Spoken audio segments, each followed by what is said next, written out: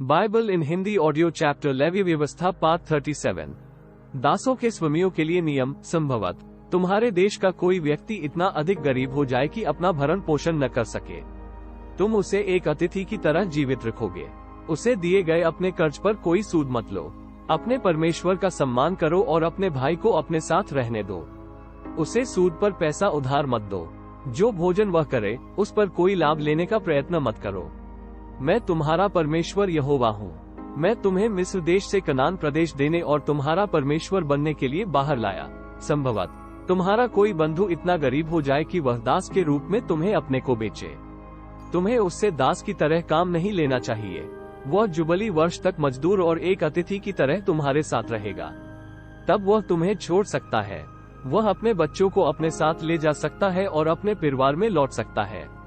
वह अपने पूर्वजों की संपत्ति को लौट सकता है। क्यों? क्योंकि वे मेरे सेवक हैं। मैंने उन्हें मिस्र की दासता से मुक्त किया। वे फिर दास नहीं होने चाहिए। तुम्हें ऐसे व्यक्ति पर क्रूरता से शासन नहीं करना चाहिए। तुम्हें अपने परमेश्वर का सम्मान करना चाहिए। तुम्हारे दास दासियों के बारे में तुम अपने चारों ओर के अन्य राष्ट्रों से दास दासियां ले सकते हो। यदि तुम्हारे देश में रहने वाले विदेशियों के परिवारों के बच्चे तुम्हारे पास आते हैं तो तुम उन्हें भी दास रख सकते हो। वे बच्चे तुम्हारे दास होंगे। तुम इन विदेशी दासों को अपने बच्चों को भी दे सकते हो जो तुम्हारे मरने के बाद तुम्हारे बच्चों के होंगे। वे सदा के लिए तुम्हारे दास रहेंगे। तुम इन विदेशियों को दास बना सकते हो, किंतु तुम्हें अपने भाइयों इस्राएल के लोगों पर क्रूरता से शासन नहीं करना चाहिए। संभव है कि कोई विदेशी यात्री या अतिथि तुम्हारे बीच धनी हो जाए। संभव है कि तुम्हारे देश का कोई व्यक्ति इतना गरीब हो जाए कि वह अपने को तुम्हारे बीच रहने वाले किसी विदेशी या विदेशी परिवार के सदस्य को दास के रूप में बेचे। वह व्यक्ति वापस खरीदे जाने और स्वतंत्र होने का अधिकारी होगा। उसके भाइयों में से कोई भी उसे वापस खरीद सकता है अथवा उसके चाचा, मामा व चचेरे, ममेरे भाई उसे वापस खरीद सकते हैं या उसके नजदीकी रिश्तेदारों में से उसे कोई खरीद सकता है, अथवा यदि व्यक्ति पर्याप्त धन पाता है तो स्वयं धन देकर वह फिर मुक्त हो सकता है। तुम उसका मूल्य कैसे निश्चित करोगे? विदेशी के पास जब से उसने अपने को बेचा है तब से अगली जुबली तक के वर्षों को तुम गिनोगे। उस गणना का उपयोग मूल्य निश्चित करने में करो। क्यों? क्योंकि वस्तुतः उस व्यक्ति ने कुछ वर्षों के लिए उसे मजदूरी पर रखा। यदि जुबली के वर्ष के पूर्व कई वर्ष हों तो व्यक्ति को मूल्य का बड़ा हिस्सा लौटाना चाहिए। यह उन वर्षों की संख्या पर आधारित है।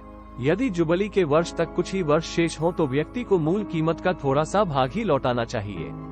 किंतु वह व्यक्ति प्रति वर्ष विदेशी के यहाँ मजदूर की तरह रहेगा। विदेशी को उस व्यक्ति पर क्रूरता से शासन न करने दो। वह व्यक्ति किसी के द्वारा वापस न खरीदे जाने पर भी मुक्त होगा। जुबली के वर्ष वह तथा उसके बच्चे मुक्त हो जाएंगे। क्यों? क्योंकि इस्राएल के लोग मेरे दास हैं। वे मेरे सेवक हैं। मैंने मिस्र की दासता से उन्हें मुक्त किया।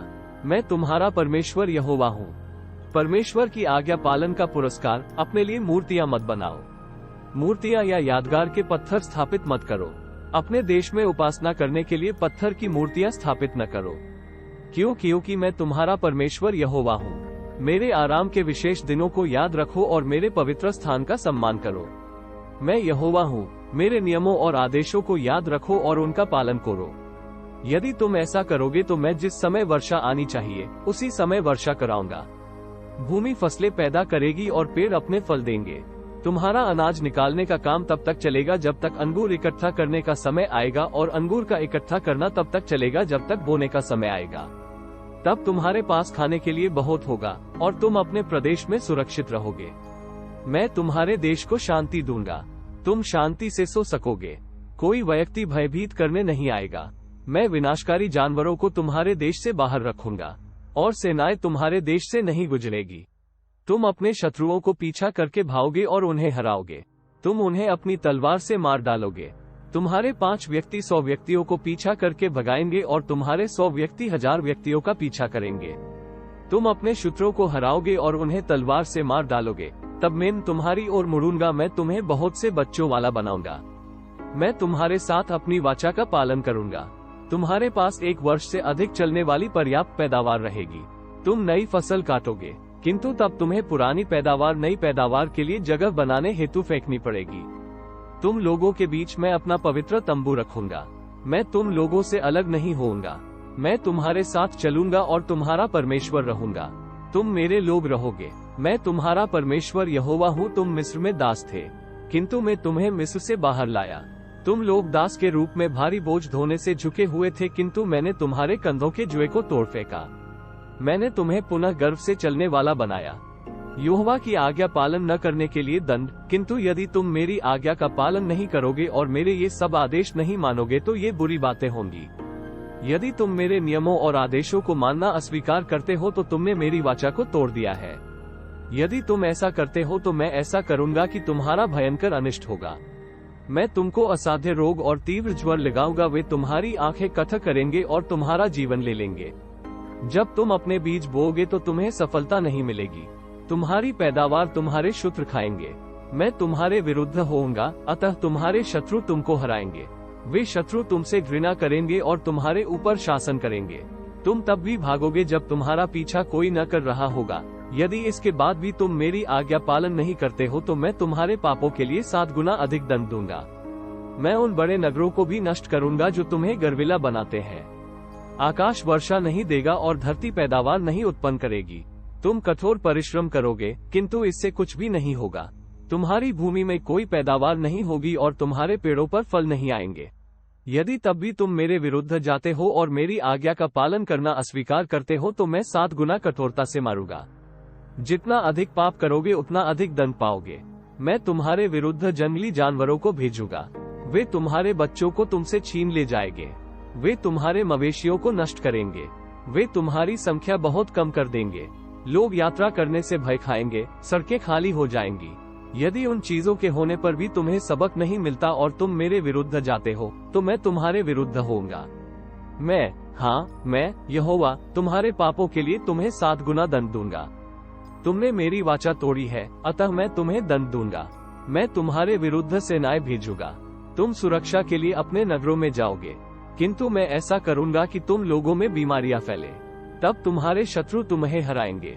मैं उस नगर में छोड़े गए अन्न का एक भाग तुम्हें दूंगा, किंतु खाने के लिए बहुत कम अन्न रहेगा।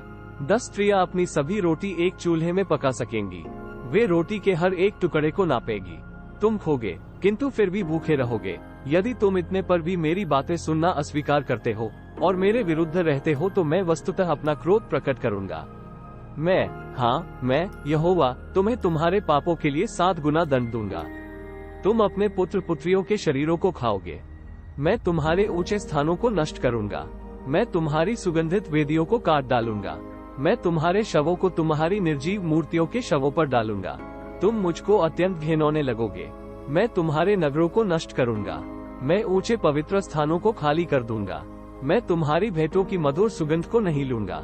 मैं तुम्हारे देश को इतना खाली कर दूंगा कि तुम्हारे शत्रु तक जो इसमें रहने आएंगे वे इस पर चकित होंगे। और मैं तुम्हें विभिन्न प्रदेशों में बिखेर दूंगा।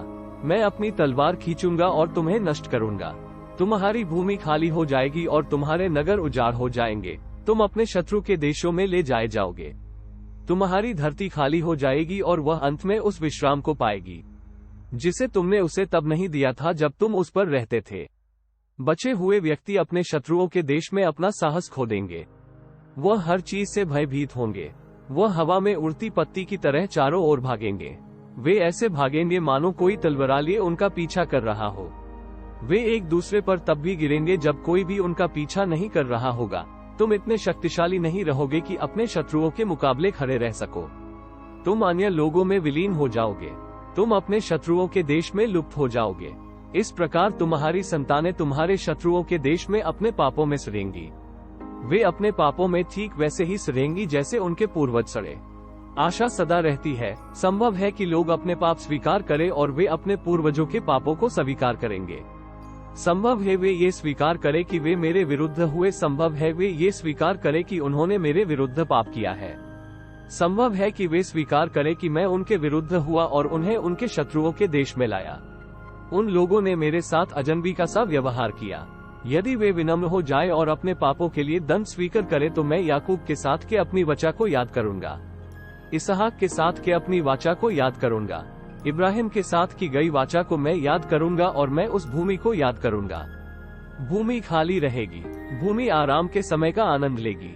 तब तुम्हारे बचे हुए लोग अपने पाप के लिए दंड स्वीकार करेंगे। वे सीखेंगे कि उन्हें इसलिए दंड मिला कि उन्होंने मेरे व्यवस्था से घृणा की और नियमों का पालन करना अस्वीकार किया। उन्होंने सचमुच पाप किया, किंतु यदि वे मेरे पास सहायता के लिए आते हैं तो मैं उनसे दूर नहीं रहूंगा। मैं उनकी बातें तब भी सुनूंगा जब वे अपने शत्रुओं के देश में भी होंगे। मैं उन्हें पूरी तरह नष्ट नहीं करूंगा। मैं उनके साथ अपनी वाचा को नहीं तोड़ूंगा। क्यों?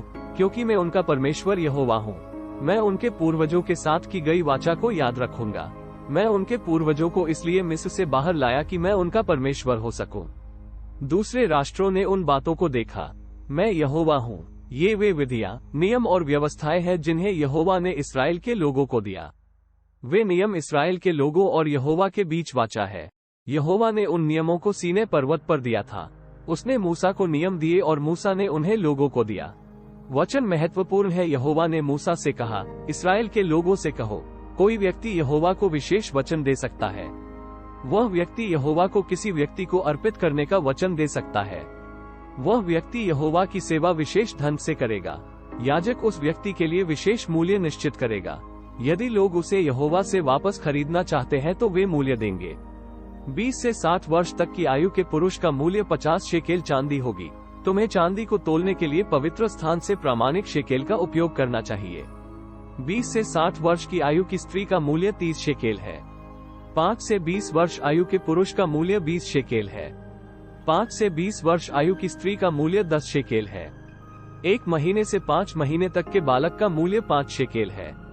एक बालिका का मूल्य 3 शेकेल है। 60 या 60 से अधिक आयु के पुरुष का मूल्य 15 शेकेल है।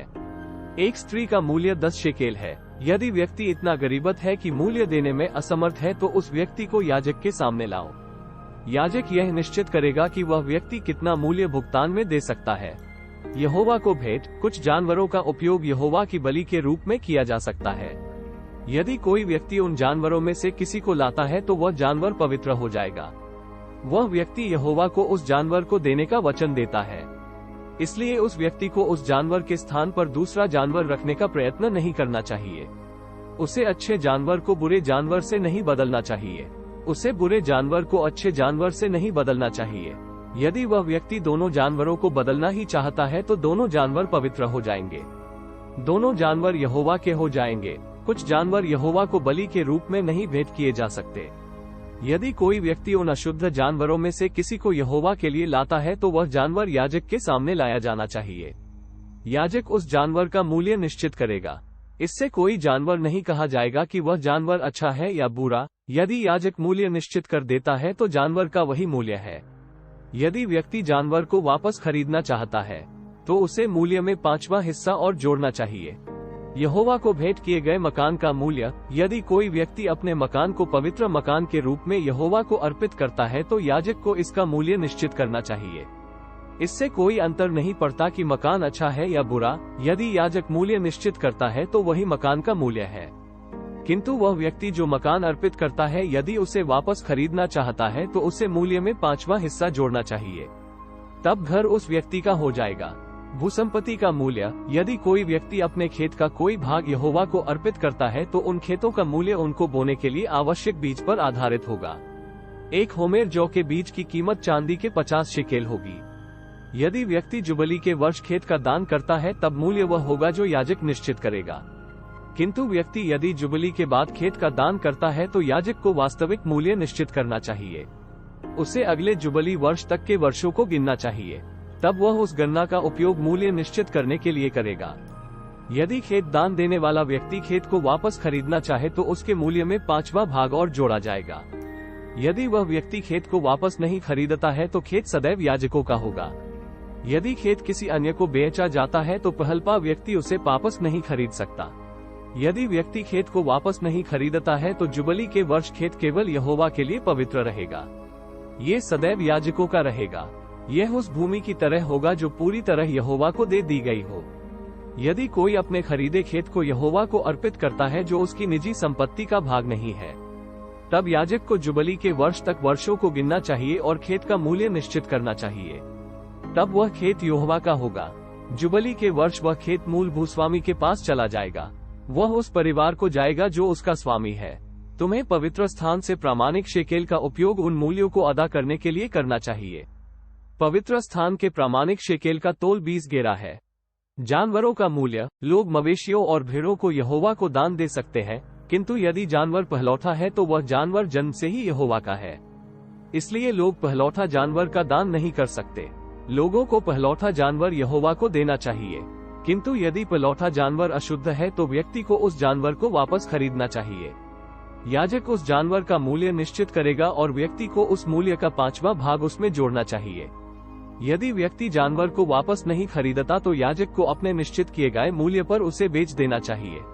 विशेष भेंटें एक विशेष प्रकार की भेंट है जिसे लोग यहोवा को चढ़ाते हैं। वह भेंट पूरी तरह यहोवा की है। वह भेंट न तो वापस खरीदी जा सकती है न ही बेची जा सकती है। वह भेंट यहोवा की है। उस प्रकार की भेंटें ऐसे लोग, जानवर और खेत हैं जो परिवार की संपत्ति है। यदि वह विशेष प्रकार की यहोवा को भेंट कोई व्यक्ति है तो उसे वापस खरीदा नहीं जा सकता। उसे अवश्य मार दिया जाना चाहिए। सभी पैदावारों का 10वां भाग यहोवा का है। इसमें खेतों, फसलें और पेड़ों के फल सम्मिलित है। वह 10वां भाग यहोवा का है। इसलिए यदि कोई व्यक्ति अपना 10वां भाग वापस लेना चाहता है तो उसके मूल्य का 5वां भाग उसमें जोड़ना चाहिए और वापस खरीदना चाहिए। याजक व्यक्तियों के मवेशियों और भेड़ों में से हर 10वां जानवर लेगा। हर 10वां जानवर यहोवा का होगा। मालिक को ये चिंता नहीं करनी चाहिए कि वह जानवर अच्छा है या बुरा। उसे जानवर को अन्य जानवर से नहीं बदलना चाहिए। यदि वह बदलने का निश्चय करता है तो दोनों जानवर यहोवा के होंगे। वह जानवर वापस नहीं खरीदा जा सकता। ये वे आदेश है जिन्हें यहोवा ने सीनै पर्वत पर मूसा को दिए। ये आदेश इस्राएल के लोगों के लिए है। Thanks for watching. For next part please like and subscribe, press the bell icon.